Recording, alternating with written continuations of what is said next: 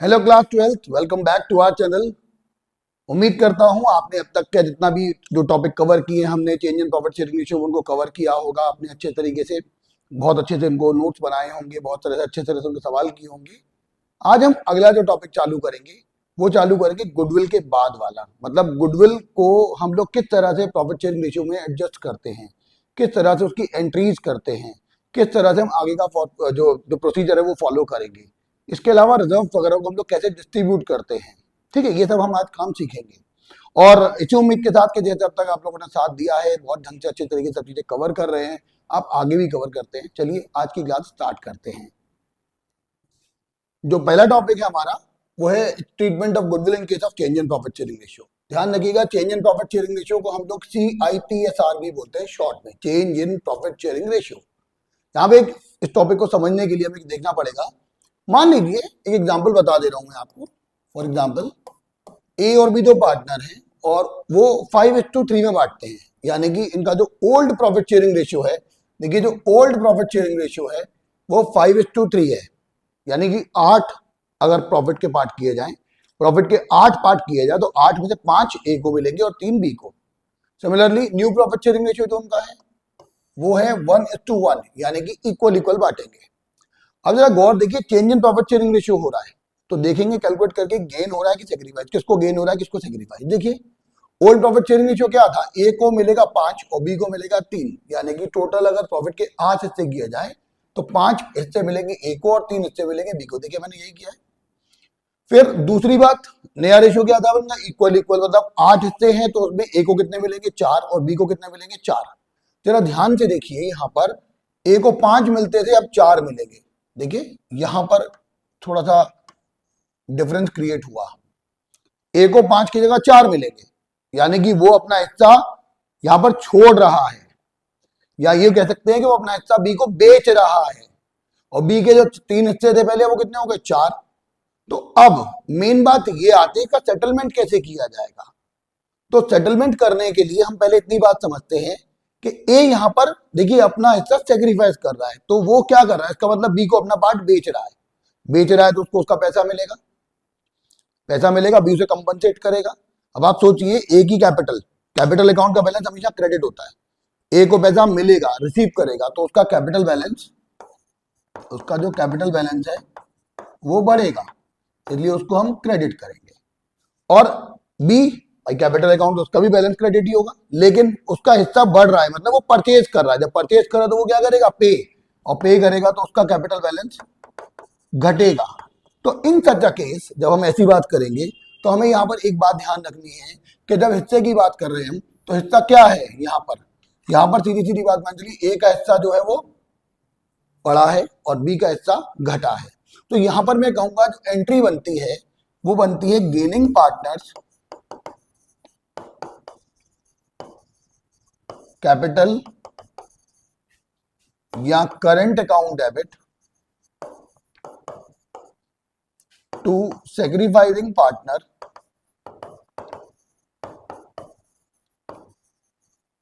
Capital या current account. अब यहां पर नरेशन लिखते हैं, being adjustment entry made through capital या थ्रू कैपिटल या करंट अकाउंट। ठीक है, विदाउट ओपनिंग गुडविल अकाउंट हम सेटलमेंट करते हैं। तो क्या करते हैं, गुडविल को तो सेटल करना है, लेकिन कैसे करेंगे, कैपिटल अकाउंट के थ्रू करेंगे, तो कैसे करेंगे देखते हैं हम लोग।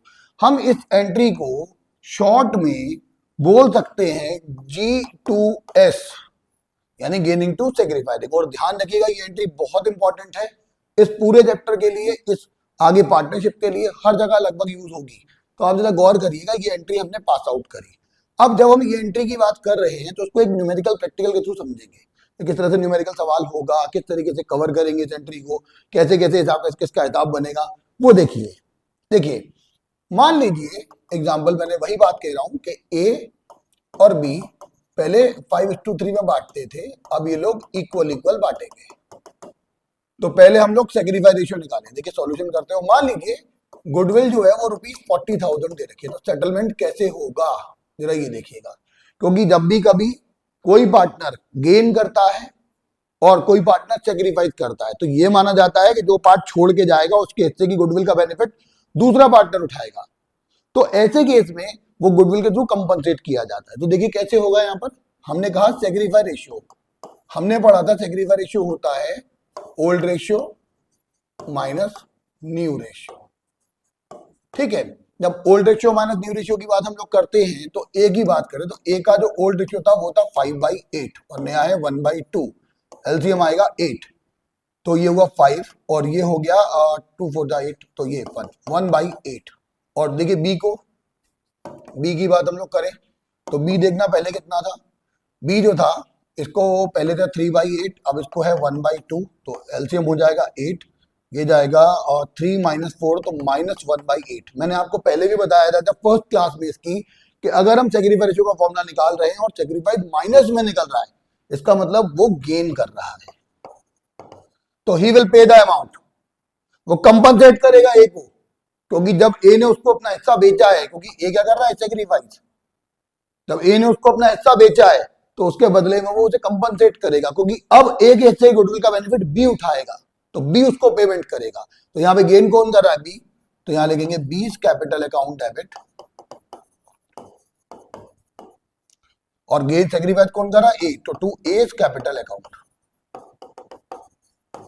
ठीक है, इसमें एक बात और ध्यान रखिएगा यहां पर कि जब हम इस चीज को एंट्री को जब पास करेंगे तो यहां पर हमको एक बात और भी ध्यान रखनी है कि क्या होगा यहां पर अमाउंट कैसे निकलेगा। तो देखिए गुडविल का अमाउंट है 40,000, तो 40,000 में 1/8 ये निकलेगा 5,000, ऐसे ही 40,000 का 1/8 ये भी 5,000।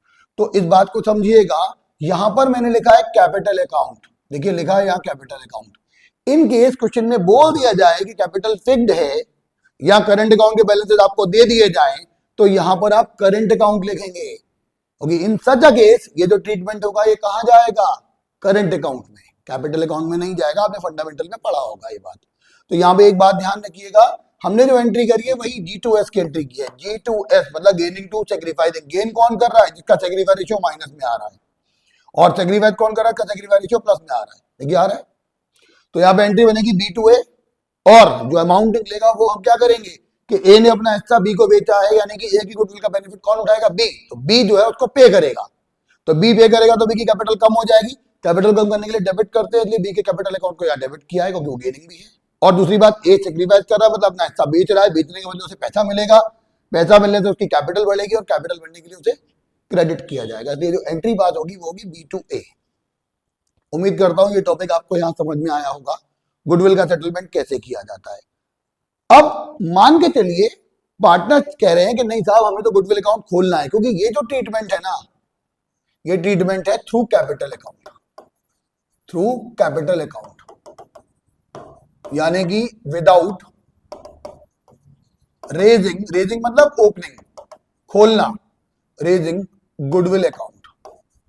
तो अब क्या होगा जब ये treatment without raising goodwill account है, अगर वो मान लीजिए कहें कि गुडविल अकाउंट ओपन करना है साहब, आपको गुडविल अकाउंट खोलना है, तो फिर हम लोगों ने तो ये पढ़ा था गुडविल अकाउंट को इमीडिएटली रिटर्न ऑफ भी करना होता है, हमने पढ़ा था गुडविल वाले टॉपिक में, गुडविल अकाउंट जो है उसको इमीडिएटली रिटर्न ऑफ कर दिया जाता है। तो अब क्या होगा उस केस में, हम लोग एंट्रीज की बात करते हैं। तो देखिए एंट्रीज क्या होंगी, अगर इफ पार्टनर्स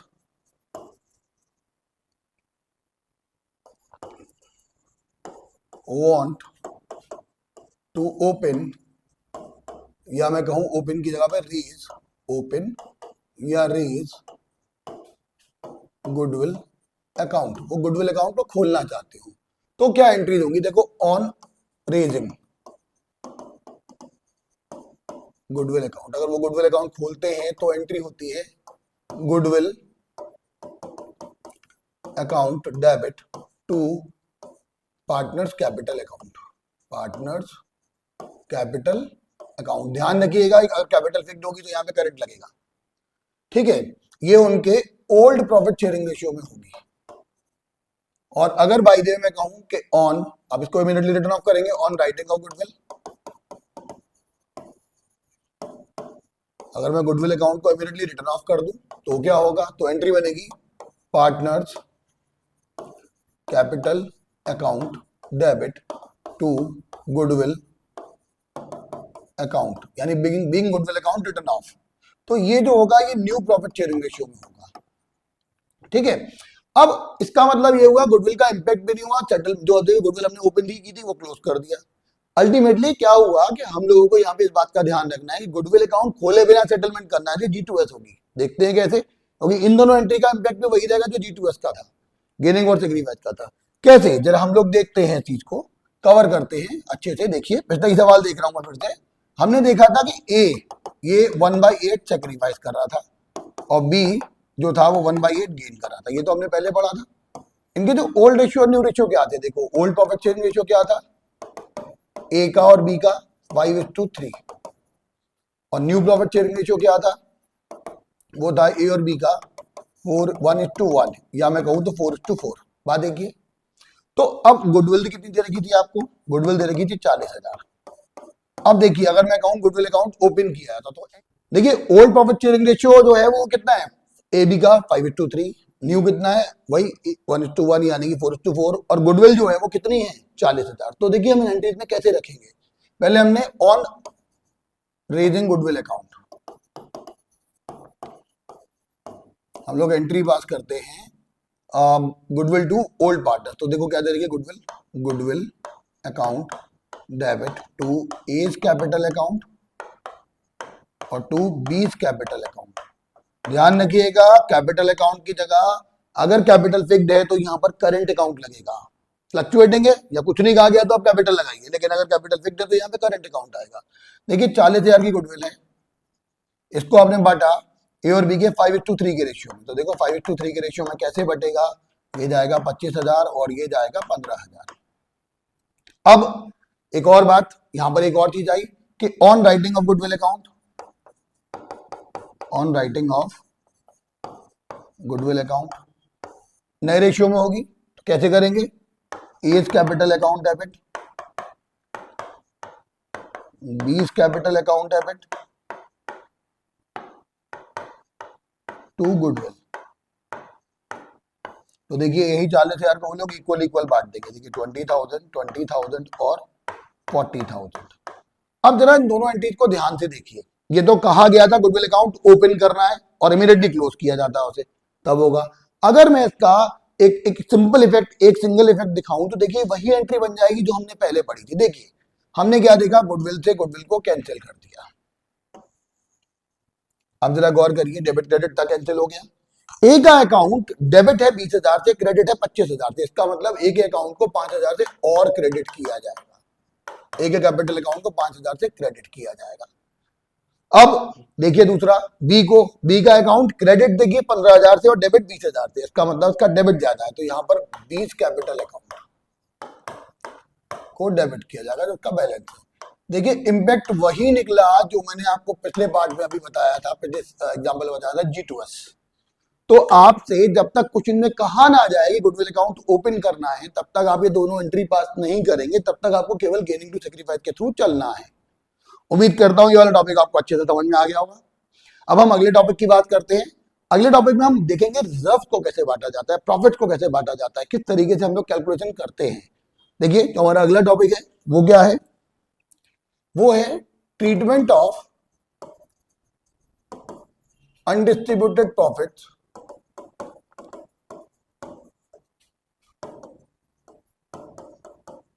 एंड रिजर्व्स। भाई देखिए पहली बात, ये जो अनडिस्ट्रीब्यूटेड प्रॉफिट्स एंड रिजर्व्स हैं ये बेस्ड ऑन कंजर्वेटिव होते हैं, मतलब हम लोगों ने अपने फ्यूचर की सेफ्टी के लिए पहले से इकट्ठे किए हुए होते हैं, हमारे एक्यूमुलेटेड प्रॉफिट का पार्ट होते हैं। यानी क्या है, ये part of accumulated profits, part of accumulated यानी कि प्रीवियसली अर्न्ड प्रॉफिट्स। तो ऑब्वियस बात है कि क्या करना है, यहां पर किस तरीके से हम सेटलमेंट करेंगे। तो जब इन रिजर्व्स की बात आती है तो हमारे सामने दो बातें आती हैं। पहली बात कि हम रिजर्व अकाउंट खोलेंगे या रिजर्व अकाउंट नहीं खोलेंगे। या फिर ऐसे कहिए कि रिजर्व को मेंटेन रखना चाहेंगे या मेंटेन नहीं रखना चाहेंगे। तो उसी तरह से हम लोग सवाल को चलेंगे। पहले मान के चलते हैं अगर पार्टनर चाहते हैं कि रिजर्व वगैरह को बांटना है, क्योंकि भाई देखिए पुराने रेशियो बांट के खत्म करो, नया वाला नए रेशियो बांटेंगे, तो क्या होगा देखते हैं जरा, मैं आपको बताता हूँ। ऐसे समझ के चलिए कि एंट्री जो होती है, अगर मैं रिजर्व को बांटने की एंट्री करूं तो रिजर्व में क्या रहेगा, रिजर्व को बांटने की एंट्री क्या रहेगी, रिजर्व को ना बांटने की एंट्री क्या रहेगी, दोनों तरीके से हमें समझना पड़ेगा। तो मैं एक चार्ट के थ्रू आपको समझा रहा हूँ, उस चार्ट को बहुत अच्छे से कवर कीजिएगा, बहुत सारी चीजें वहीं से कवर होके आ जाएंगी। देखिए मैं बताता हूँ कैसे। तो समझिएगा कि जितने भी हमारे जो अनडिस्ट्रीब्यूटेड प्रॉफिट्स और रिजर्व्स होते हैं, अनडिस्ट्रीब्यूटेड प्रॉफिट्स एंड रिजर्व्स, हो सकता है कि ये जो हमने बनाए हैं ये किसी ना किसी लायबिलिटी के लिए तो होते नहीं है, लेकिन कोई लायबिलिटी क्रिएट हो जाता है फंड में से पूरा करते हैं, जैसे वर्कमैन कंपनसेशन होता है। अब बताता हूँ कैसे। देखिए इसके दो पोर्शन होंगे, एक पोर्शन जिसे हम लोग बोलेंगे रिजर्व्स और दूसरा पोर्शन जिसे हम बोलेंगे प्रोविजंस। समझिएगा जरा ध्यान से, बहुत अच्छे तरीके से समझ में आएगी सारी बातें। रिजर्व्स को हम लोग फ्री प्रॉफिट कहते हैं, यानी कि अनरेस्ट्रिक्टेड प्रॉफिट्स। ये वो प्रॉफिट होते हैं जिनके ऊपर कोई लायबिलिटी नहीं है, मतलब ये वो अमाउंट जो कि पार्टनर्स में बट जाएंगे, ठीक है। या मैं कहूं रिजर्व में से प्रोविजन घटाने के बाद जो बाकी अमाउंट बचा वो यहां पर आते हैं। जैसे अगर मैं यहां पर एग्जांपल दूं तो आप कह सकते हो जनरल रिजर्व, जैसे कह सकता हूं वर्क्समैन कंपनसेशन फंड,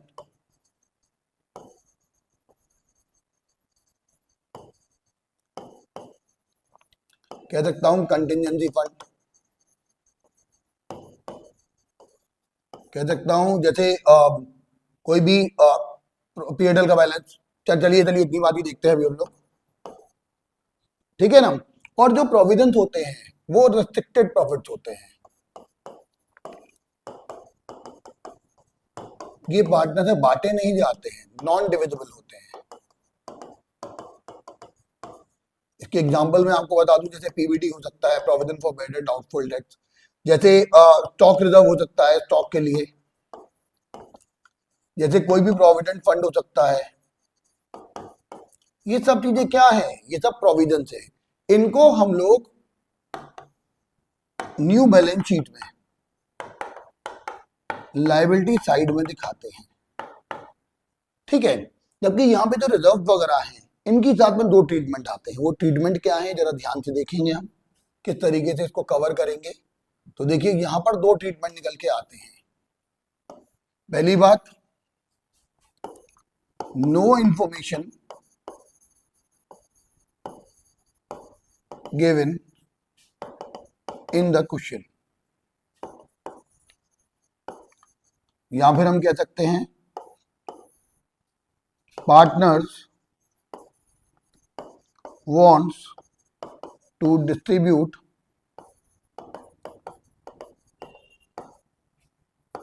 reserves, ठीक है। या फिर हम कह सकते हैं partners do not want to show reserves in their new balance sheet. एक केस तो ये निकल के आता है, और दूसरा कह सकते हो कि partners want to show reserves in their new balance sheet, या फिर partners do not want to distribute reserves। दूसरा केस ये वाला है। तो अब दोनों को सेटल कैसे करेंगे? देखिए सेटल करने के लिए हम क्या करेंगे, यहाँ पर हम लोगों को इतना पता होना चाहिए, अगर पार्टनर रिजर्व को बांटना चाहते हैं, देखिए रिजर्व का बैलेंस, रिजर्व क्या है, reserve is a part of profit. Profit capital को बढ़ाने वाला आइटम होता है, कैपिटल को बढ़ाने वाले सारे आइटम क्रेडिट होते हैं। जब आप किसी रिजर्व को बांटेंगे पार्टनर्स में तो क्या होगा, रिजर्व खत्म हो जाएगा, रिजर्व का बैलेंस क्रेडिट है, खत्म करने के लिए क्या करेंगे, डेबिट, तो एंट्री हो जाएगी रिजर्व्स अकाउंट डेबिट। और ये पैसा मिलेगा किसको, पार्टनर्स को।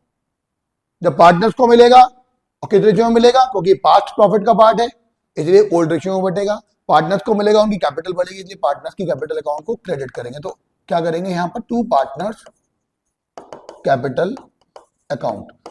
और ये कैसे बटेगा, ओल्ड प्रॉफिट शेयरिंग रेशियो में। इस केस में आपको न्यू रेशियो का यहाँ पे कोई यूज ही नहीं है, क्योंकि ओल्ड प्रॉफिट ओल्ड कंट्रीब्यूशन का पार्ट है तो ओल्ड ही रेशियो में जाएगा, ओल्ड पार्टनर्स में ही जाएगा। इसका मतलब ये है, मान लीजिए रिजर्व जो है यानी हमने जो पैसा इकट्ठा किया हुआ है, यानी जो हमारी गुल्लक है, एक ऐसी गुल्लक जिसमें हमने कुछ पैसा रखा हुआ है, अब हम उस गुल्लक को फोड़ रहे हैं और वो पैसा पार्टनर से बांट दे रहे हैं। भाई सीधी सीधी बात है, मान लीजिए वही एग्जांपल के ए और बी 5:3 में बांटते हैं और अब फ्यूचर में इक्वली बांटेंगे। अब जरा गौर करिए, ए और बी 5:3 में बांटते थे, अब उन्होंने देख दिया कि रिजर्व जो था उनके पास जितने भी अमाउंट का था वो उसको खत्म करेंगे। इसका मतलब वो गुल्लक फोड़ना चाहते हैं, वो जो एक्यूमुलेटेड प्रॉफिट है खत्म करना चाहते हैं। गुल्लक यानी रिजर्व जो था उसका बैलेंस था क्रेडिट, अब उसे फोड़ देंगे आप तो वो खत्म हो जाएगी। क्रेडिट को खत्म करने के लिए क्या करते हैं, डेबिट। देखो डेबिट किया है यहाँ पर। और ये जो बटा गुल्लक का पैसा वो किसने बटा, ए और बी को, तो उनको पैसा मिलेगा, उनका पैसा था, उनकी कैपिटल को बढ़ाएगा इसलिए कैपिटल में करेंगे क्रेडिट। किस रेशियो में करेंगे, ओल्ड रेशियो में, यानी नए रेशियो का यहाँ पे कोई यूज नहीं है।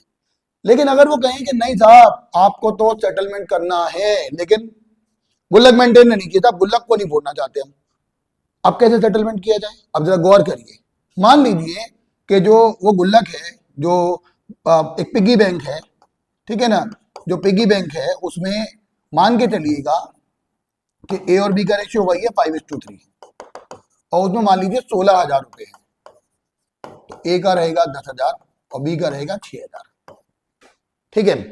अब बाय द वे मान लो उनका नया रेशियो तो रहना है ए और बी का, वो रहेगा 1:1, यानी कि मैं कहूं तो 4:4 या 1:1 ही रहने दीजिए, 1:1 है, यानी कि अब कैसा बटेगा वो 16,000, 8,000।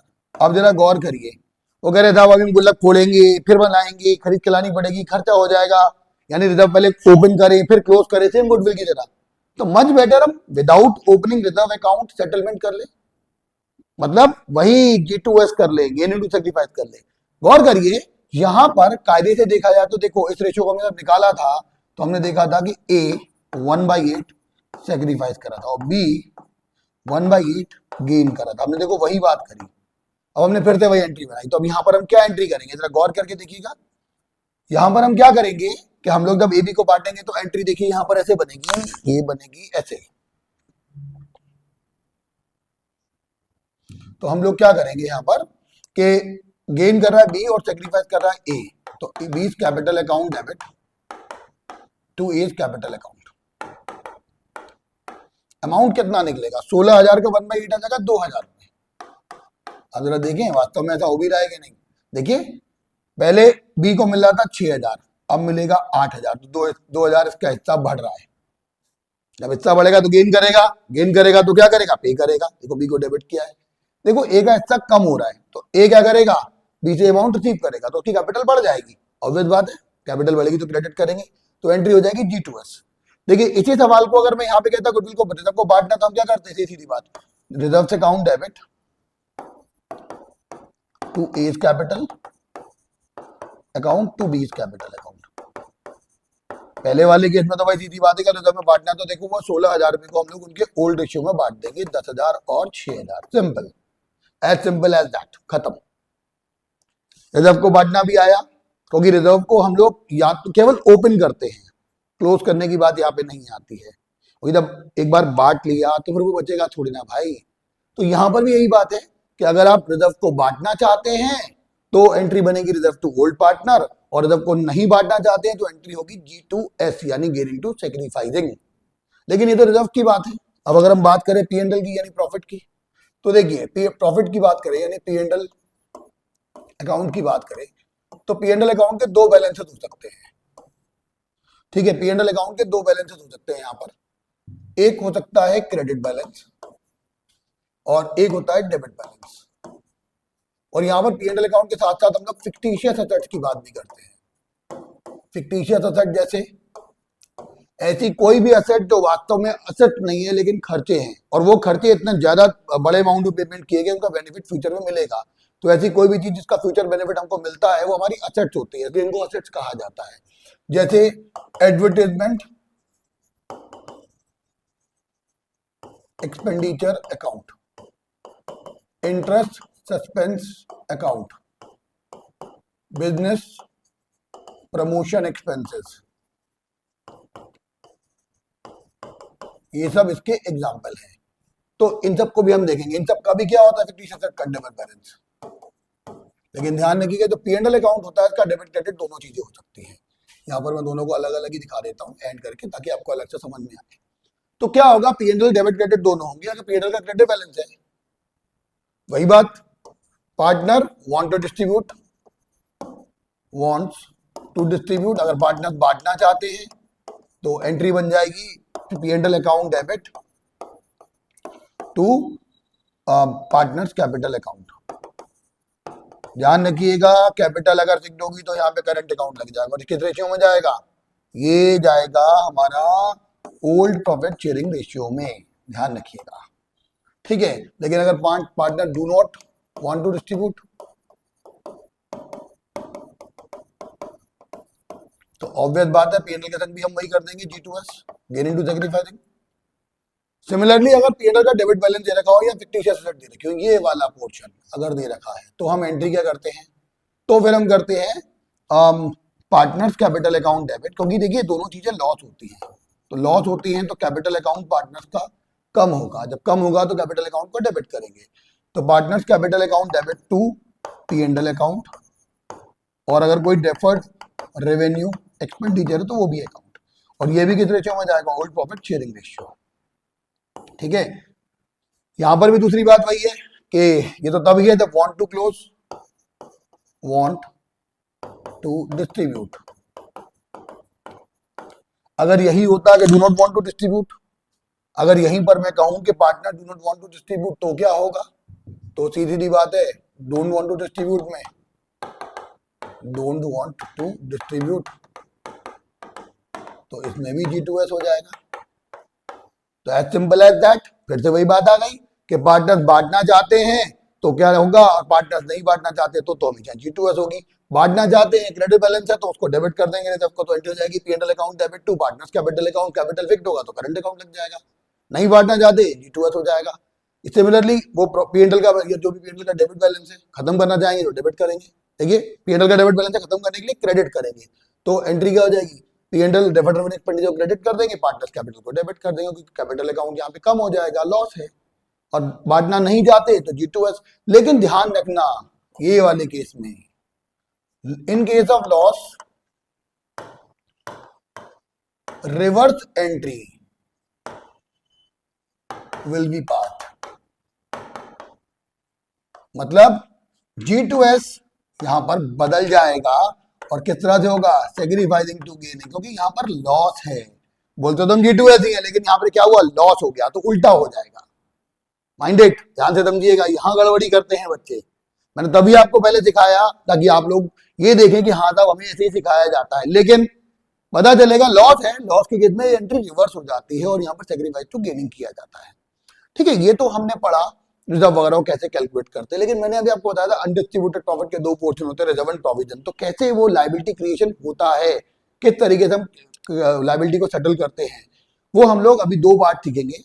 एक जिसमें हम लोग वर्कमैन कंपनसेशन का ट्रीटमेंट सीखेंगे, और दूसरा हम लोग सीखेंगे जिसमें इन्वेस्टमेंट फ्लक्चुएशन फंड की बात हम लोग करेंगे। तो वो दोनों किस तरह से सेटल होंगे, लाइए अभी हम देखते हैं। Treatment of workman compensation. देखिए पहले जानिए वर्कमैन कंपनसेशन फंड होता क्या है। मैंने क्या कहा, वर्क्स मैन कॉम्पनसेशन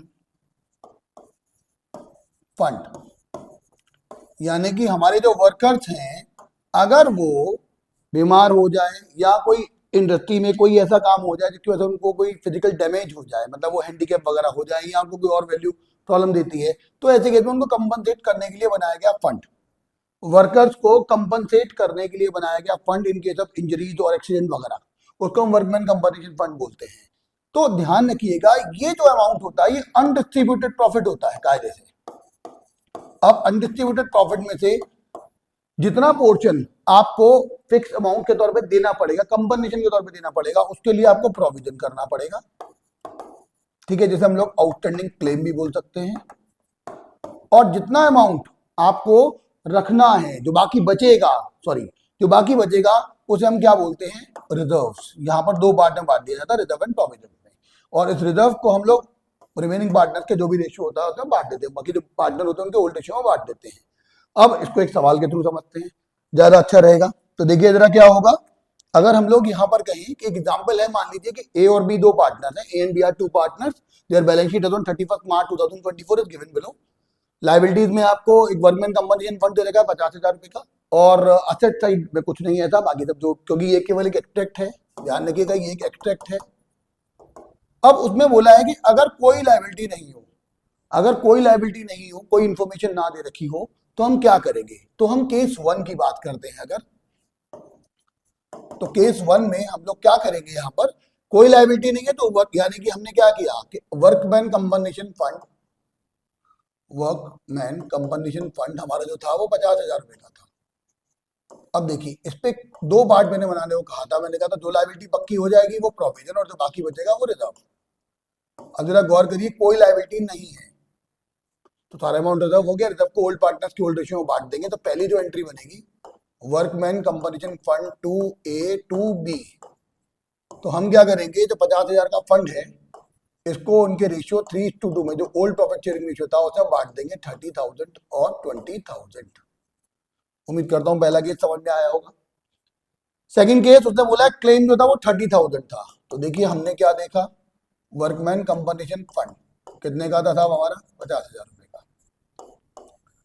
जितने की लायबिलिटी पक्की हो गई वो तो चला जाएगा प्रोविजन में, और जो बाकी बचेगा वो क्या होगा, रिजर्व। तो इसकी जब एंट्री बनाएंगे तो क्या बनाएंगे हम लोग, workman compensation fund account debit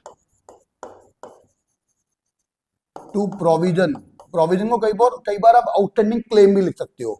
provision for workman compensation कितना था, देखिए 30,000, रिमेनिंग 20,000 को आप ओल्ड पार्टनर्स के ओल्ड रेशियो में बांट दोगे, वही रेशियो 3:2। तो 20,000 को 3:2 में बांटोगे तो 12,000 और 8,000 अमाउंट आएगा। देखिए सेकेंड केस भी हो गया। थर्ड केस में उसने देखिए जितना अमाउंट रिजर्व का था उतना ही अमाउंट प्रोविजन का भी है। यहाँ पर देखिए कितना है, 50,000 था, 50,000 का 50,000 पूरा प्रोविजन में चला जाएगा। तो हम यहाँ पे क्या करेंगे, थर्ड केस में workman compensation fund to provision for workman compensation, या फिर मैं इसको कह सकता हूं to outstanding claim for compensation, workman compensation. तो देखिए ये क्लेम कितने का था, 50,000 रुपए का, और 50,000 का आपका फंड है, तो कोई भी कमी नहीं निकली यहाँ पर, ना ही कोई सरप्लस बच रहा, ना ही कोई कमी निकली। अब चौथा केस देखिए, 50,000 का फंड है और लाइबिलिटी कितने की बन रही है हमारी, 85,000 की। अब देखिए सोचिए 85,000 का आपको पेमेंट करना है और आपके पास फंड बना हुआ है केवल 50,000 रुपए का। इसका मतलब क्या है, इसका मतलब ये है कि 35,000 रुपए यानी 35,000 की कमी आएगी। और वो कमी कहाँ से पूरी करोगे, प्रॉफिट एंड लॉस से। आपको ध्यान हो तो प्रॉफिट एंड लॉस को हम लोग यहाँ पे एक नाम देते हैं रिवैल्यूएशन अकाउंट, क्योंकि वो होता है profit and loss adjustment account. आपको एडजस्टमेंट करनी पड़ेगी 35,000 की, इसलिए उसके लिए आप बनाएंगे profit and loss adjustment account, जिसका एक और नाम होता है रिवैल्यूएशन अकाउंट। तो जो उसकी एंट्री बनेगी वो क्या बनेगी, जरा ध्यान से देखेंगे हम लोगों ने उस केस में क्या करना है कि हम किस तरीके से इसको कवर करेंगे, जरा ध्यान से देखिए।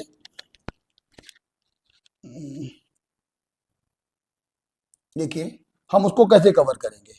उस केस में हम ये देखेंगे कि हमारा जो फंड था, fourth case workman compensation fund account debit, तो देखिए कितने का था, 50,000 रुपए का। और टू जो प्रोविजन फॉर वर्कमैन कंपनसेशन था वो था 85,000। तो जो कमी आई वो हम लोग P&L एडजस्टमेंट अकाउंट यानी कि रिवैल्यूएशन अकाउंट डेबिट करके दिखाते हैं 35,000। अब देखिए जो रिवैल्यूएशन है ये क्या है, प्रॉफिट एंड लॉस, तो पार्टनर से बटेगा भी। तो देखिए रिवैल्यूएशन डेबिट हो रहा है, मतलब क्या है, लॉस। तो लॉस को पार्टनर से बांटा जाएगा, ओल्ड पार्टनर में तो एंट्री बनेगी AB to revaluation.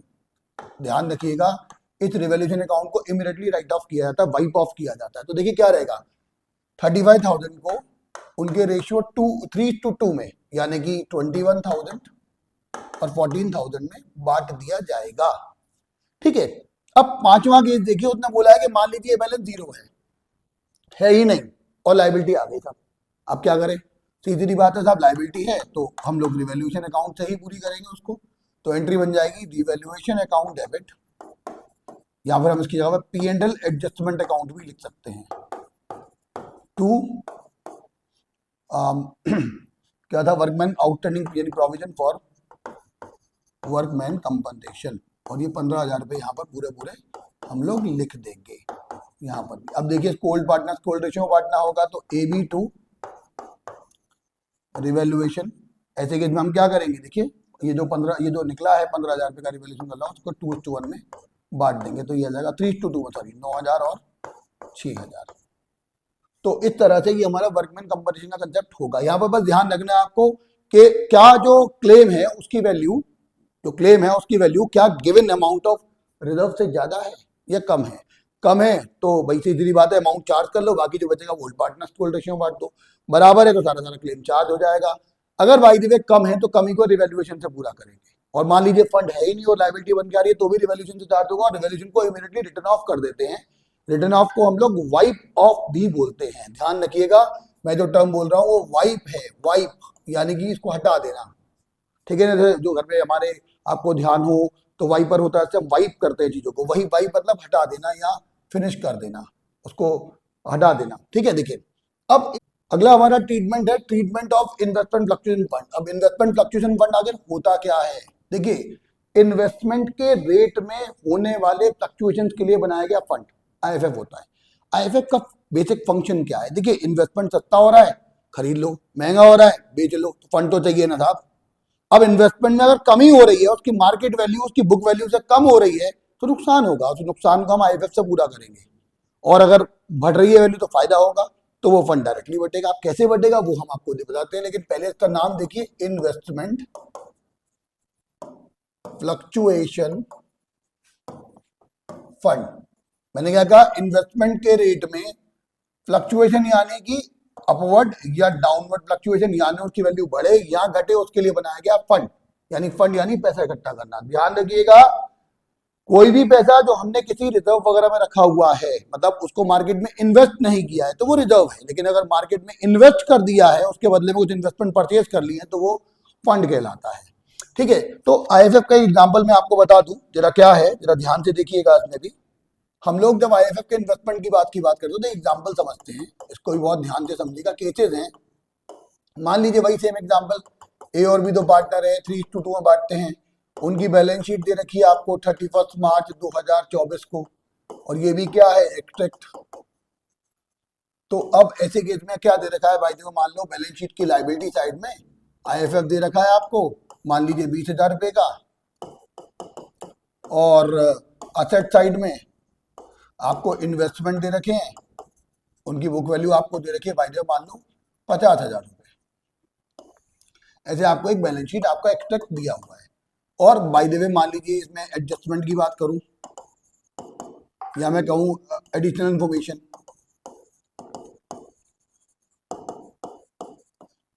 By the way मान लीजिए नो इंफॉर्मेशन गिवन, कोई इंफॉर्मेशन गिवन नहीं। यहां पे लिखा हुआ है कि मार्केट वैल्यू ऑफ इन्वेस्टमेंट मान लीजिए ₹50,000 ही है। तो इन दोनों केसेस में क्या होगा, जरा गौर करिएगा। यहां पर इन्वेस्टमेंट 50,000 की थी और वो 50,000 के ही हैं, इसका मतलब कोई चेंज तो आया ही नहीं। जब कोई चेंज नहीं आया तो IFF को ओल्ड पार्टनर्स के ओल्ड रेशियो में बांट देते, तो एंट्री हो जाएगी IFF to old partners, IFF to A to B।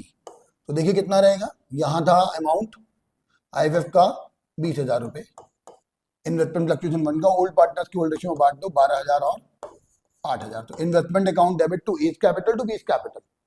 अगर कैपिटल फिक्स्ड होगी तो वहां करंट अकाउंट लगा देंगे। सेकंड केस देखिए, अगर लिखा हो मार्केट वैल्यू ऑफ इन्वेस्टमेंट ₹45,000। अब देखिए इन्वेस्टमेंट में कितनी कमी हो गई साहब, 50,000 का इन्वेस्टमेंट था, घट के कितना रह गया 45,000, तो 5,000 की कमी हो गई। तो हमने क्या किया है, IFF कितना था देखो, सेकंड केस का IFF देखें जरा कितना था, IFF अकाउंट डेबिट 20,000 था, इन्वेस्टमेंट की कमी को पूरा करेगा, वो एक तरह से प्रोविजन ही है थी। तो कितनी कमी हो गई है, 50,000 का इन्वेस्टमेंट घट के कितना रह गया, 45,000 का। तो इस कमी को पूरा करेंगे हम 5,000 रुपये से, बाकी ओल्ड पार्टनर्स की ओल्ड रेशियो में बांट देंगे। तो हमने देखा बाकी 15,000 बचा, उसको 3:2 में बांटेंगे तो 9,000 और 6,000। ठीक है। अब अगली जो बात आती है वो ये आती है कि अगर बाय द वे मान लो मार्केट वैल्यू ऑफ इन्वेस्टमेंट जो हो वो 30,000 पे आ जाए, market value of investment by the way मान लो ₹30,000 हो जाए। अब क्या होगा साहब, देखिए 50,000 के इन्वेस्टमेंट थे, घट के 30,000 के रहेगा, तो 20,000 की कमी हुई है।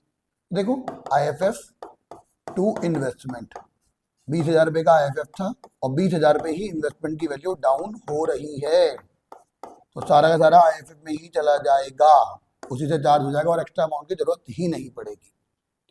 चौथा केस समझते हैं। सिमिलरली चौथे केस में क्या होगा, देखिए जरा।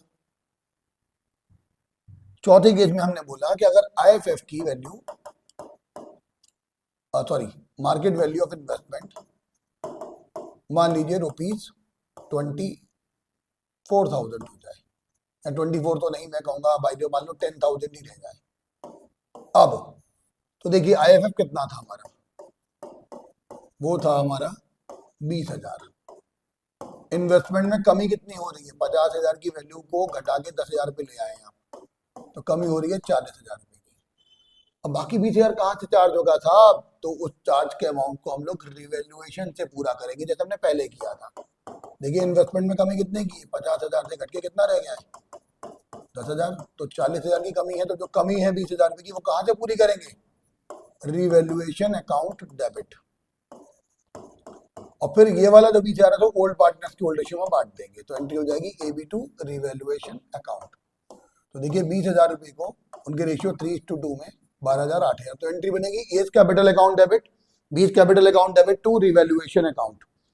ठीक है। Last case, second last case, अगर हम बात करते हैं पांचवें केस की, तो क्या रहेगा, पांचवें केस में क्या रहेगा, अगर मैं कहूं market value of investment rupees मान लीजिए 75,000। अब भाई देखो यहाँ तो कितनी वैल्यू थी, यहाँ पे तो और 75,000 हो गई, तो देखो पहले से बढ़ गई है, तो बढ़ गई कि नहीं बढ़ गई, कम नहीं हुई है, बढ़ गई। देखो 50 से 75 हो गई। क्या होगा अब क्या करेंगे हम, IFF में कोई लायबिलिटी नहीं है, IFF को ओल्ड पार्टनर्स के ओल्ड रेशियो में बांट देंगे सीधे सीधे। तो देखिए वो जो 20,000 रुपये आपको दे रखा है उसको आपने 3:2 में बांट दिया। लेकिन फिर एक बात आती है कि ये फायदा हो रहा है ना 25,000 का, जब नुकसान होता तो रिवैल्यूएशन तो पूरा करते हैं, फायदा होगा तो वो भी P&L एडजस्टमेंट में ही जाएगा, मतलब रिवैल्यूएशन में जाएगा। तो उसकी एंट्री बन जाएगी investment account debit to revaluation account. कितने रुपए थे भाई, 50 की 75 की हो गई, 25,000 रुपए का फायदा हुआ।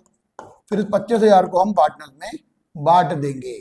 तो कैसे बांटेंगे, देखिए तो एंट्री हो जाएगी revaluation account debit to A to B, A's capital account B's capital account. तो 25,000 रुपए को उनके रेशियो 3:2 में बांट देंगे। एक केस और समझ लेते हैं, अगर मैं मानूं assuming nil balance in IFF, market value of investment ₹42,000। देखिए IFF है ही नहीं, IFF मान लीजिए है ही नहीं। अब इन्वेस्टमेंट की वैल्यू 42,000 होगी, 50,000, तो 8,000 का नुकसान हुआ, तो हम लोग रिवैल्यूएशन का लॉस मानेंगे इसे भी, और क्या दिखाएंगे, revaluation account debit to investment, और फिर इस रिवैल्यूएशन के लॉस को पार्टनर से बांट देंगे, तो AB2 रिवैल्यूएशन। सीधी बात है, लॉस हुआ है, प्रॉफिट और लॉस अकाउंट में जाएगा, तो प्रॉफिट और लॉस एडजस्टमेंट अकाउंट को ही हम लोग रिवैल्यूएशन अकाउंट कहते हैं। तो यहाँ पे क्या आ जाएगा, हमने जो कमी है 8,000 रुपए की, उस 8,000 की कमी को पार्टनर में बांट देंगे, उनके रेशियो 3:2 में, तो 4800 और 3200। तो बच्चों इस तरह से आज हमने जो सीखा है वो बेसिकली रिवैल्यूएशन अकाउंट से पहले का, मतलब अभी मैंने जो आपको केवल रिवैल्यूएशन का जो नाम यूज करना बताया वो केवल ये बताया कि जब कमी होगी तो उस कमी को पूरा करने के लिए, फायदा हो रहा तो प्रॉफिट को ट्रांसफर करने के लिए P&L एडजस्टमेंट का यूज करते हैं। P&L एडजस्टमेंट को रिवैल्यूएशन अकाउंट भी बोलते हैं। लेकिन जब हम सारी एसेट को रिवैल्यू करेंगे, लायबिलिटी को रीअसेस करेंगे, तो उसका इम्पैक्ट पार्टनर्स कैपिटल अकाउंट पे कैसे पड़ेगा, उनकी कैपिटल कैसे सेटल होंगी, वो हम अपनी अगली क्लास में कवर करेंगे। आज के लिए मैं चाहूंगा कि हम इतना ही कवर करें, ताकि एक क्लास प्रॉपर तरीके से हो भी जाए और ज़्यादा बर्डन भी ना पड़े, आप सब लोग ढंग से कवर कर लें। आप लोग, मैं कहूंगा कि बार बार इन चीज़ों को कि आप लोग बार बार देखिए, जब भी आप देखते हैं उसके स्क्रीनशॉट ले लिया करिए, ज़्यादा बढ़िया रहेगा। लिखते जाइए और बढ़िया है, आपकी प्रैक्टिस करिए, बहुत अच्छा रहेगा आपके लिए और फ्यूचर के लिए भी। तो आज के लिए बस इतना ही, आज के लिए बाय, और फिर मिलेंगे कल जल्दी ही, और फिर से बहुत जल्दी से अच्छे से उस टॉपिक को भी कवर करके अब फिर हम एडमिशन की तरफ बढ़ेंगे, जो कि एक इंपॉर्टेंट टॉपिक पे है। Till then bye bye, have a good day.